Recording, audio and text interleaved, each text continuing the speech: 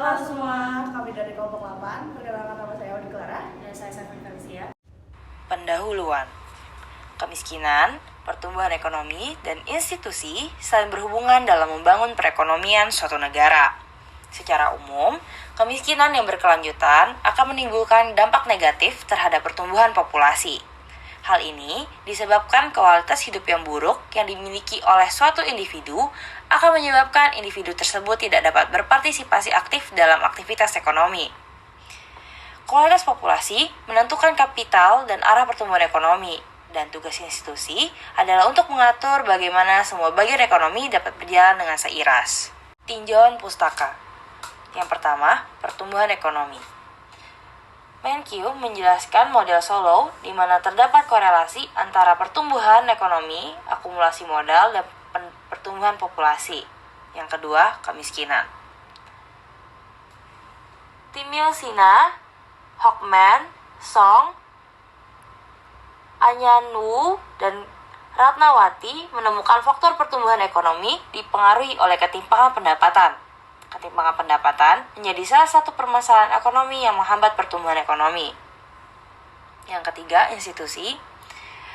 Perero, Edokat, Njong, dan yang lainnya mendapatkan hasil bahwa institusi sangat mempengaruhi perekonomian negara.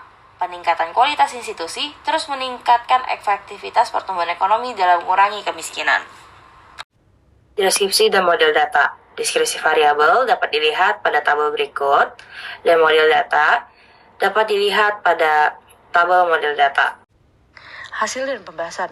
Model tabel pertama, dengan sampel Asia dan Afrika, observasi Asia yaitu 43 dan Afrika 46, dengan meregresikan pertumbuhan ekonomi terhadap pendapatan awal. Bahwa pada pendapatan awal, tabel pertama tidak signifikan. Dan pendapatan Afrika lebih besar daripada Asia dikarenakan pertumbuhan ekonomi Afrika lebih kecil. Pada tabel kedua, dengan sampel Asia dan Afrika, observasi Asia yaitu 38 dan Afrika 42, dengan meregresikan pertumbuhan ekonomi terhadap pendapatan awal, kapital, dan pertumbuhan populasi, bahwa pada Asia dan Afrika hanya kapital saja yang signifikan dengan alfa 0,1 atau 10%. Pada tabel 2 bahwa Asia pendapatan awal, kapital, dan pertumbuhan populasi lebih besar dibandingkan Afrika, dikarenakan Asia negara lebih maju dibandingkan Afrika. Pada tabel ketiga, dengan sampel Asia dan Afrika dengan observasi Asia 29 dan Afrika 41, dengan meregresikan pertumbuhan ekonomi terhadap pendapatan awal kapital, pertumbuhan populasi, dan kemiskinan, bahwa pada Asia tidak ada yang signifikan, sedangkan pada Afrika hanya nilai probabilitas kapital memiliki nilai yang signifikan. Dan pada tabel 3, pendapatan awal Afrika lebih besar dibandingkan Asia, tetapi kapital, pertumbuhan populasi, dan kemiskinan Asia lebih besar dibandingkan Afrika. Pada tabel keempat, dengan sampel Asia dan Afrika dengan observasi Asia 37 dan Afrika 41, dengan meregresikan pertumbuhan ekonomi terhadap pendapatan awal, kapital, pertumbuhan populasi, dan institusi, bahwa Asia dan Afrika hanya kapital yang memiliki nilai signifikan.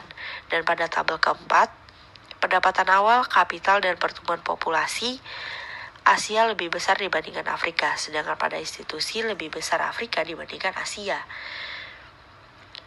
Pada tabel kelima, dengan sampel Asia dan Afrika dengan observasi Asia yaitu 28 dan Afrika 41, dengan meregresikan pertumbuhan ekonomi terhadap pendapatan awal, kapital, pertumbuhan populasi, kemiskinan, dan institusi, bahwa Asia pada nilai probabilitas tidak signifikan semua, sedangkan pada Afrika hanya nilai kapital yang memiliki nilai signifikan.